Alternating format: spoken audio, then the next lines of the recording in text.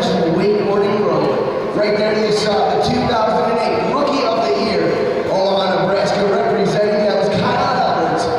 But we're getting set for something very, very special here, fans, as we get ready to see our next rider. Born and raised right here in the great state of Wisconsin.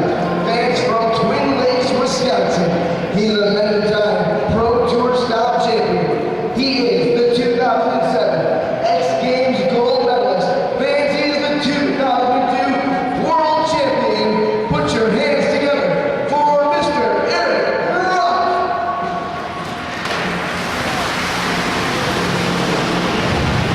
Yeah, Russell showing you that signature style coming up and all the way across on that incline wedge with a little board slide action. Once again, folks, put your hands together for Mr. Eric Ruff.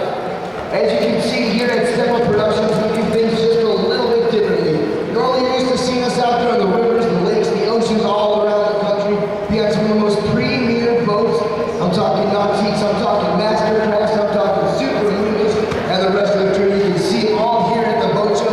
But here at Step Up Productions, we've taken a more